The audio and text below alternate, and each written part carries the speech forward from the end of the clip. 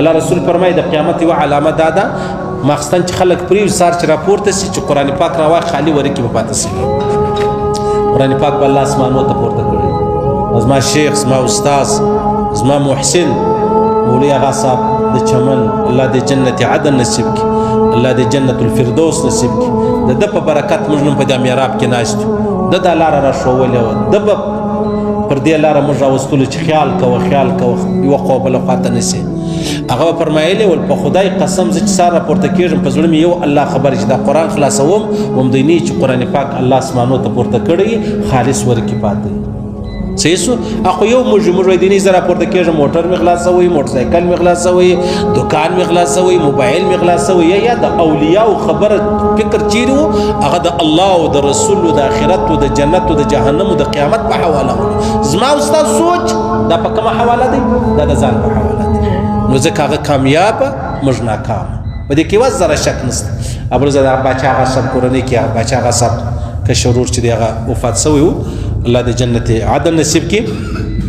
پاګه کې بیا ما الته دی ورلم فاتحه لورلم یادې څم دغه چې مطلب څو خبرې وسی پاګه کې ما یو تور ورته ما ورته ویلې چې دا ستاسو بابا او نیکه ډیر کامیاب او دا ټول انسانان ور باندې رحمت دي هغه عبدالرحمن بابا وایي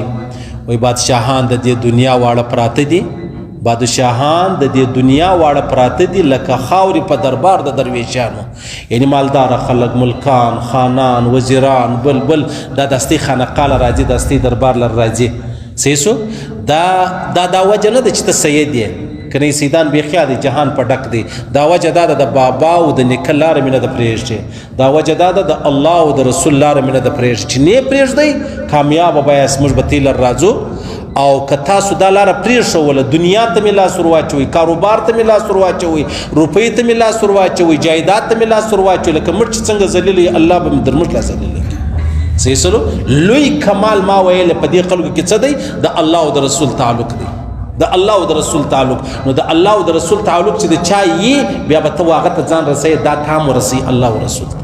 صحیح سلو نو خبره دا ده چې قرآن پاک به څه کوو په قرآن کې وایي خامخا یې وایست ګوره دا مه کوئ په دې کې ډېر داسې کسان شته په مشت کې شته چې د هغو قرآن نه دی زده او چې قرآن دې نه دی زده بیا غټې خبرې مه کوه بیا خاص کر د ملایانو د قاریانو حافظان پر مه کهېږم خبرې به نه کوې زما په حساب نه پوهېږم زه به د ریاضي چې کوم استاد د هغو مخکې به زه نه کهېږم صحیح سلو دا عقل دی او که ستا قرآن نه دی زده بیا خبرې ما ته راشایې نو یا ستا دپاره مرګ ښه دی یا زما دپاره ښه دی زما دپاره په دې ښه دی چې ستا رقم سړی و ما ته ګایېږي یا عالم یا قاری یا حافظ ته ګایېږي او ستا دپاره په دې ښه دی چې د چا کومې خبرې زده دي هغه ته کوې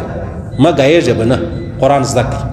نو الحمدلله شریف خو اسانه ده او قرآن پاک سار مال خلاص کړي معلوم یې که د چا قرآن دي زده الحمدلله وایست الحمد بس خالي ګوت ور باندې تېروه په یاد یې وایي نور تا ته نه در معلومېږي پروا نه لري هېڅ پروا نه لري خو چونکې ستا تعلق به د قرآن پاک سره راشي الله دې موږ تعلق را نصیب کړي الله دې را نصیب کړي د چا قل والله شریف زده د هغه بیا قل والله شریف ووایي پروا نه لري هېڅ بده خبره نه ده هېڅ مشکل نه دی هېڅ ګران کار نه دی دا خبره مو ختمه شوه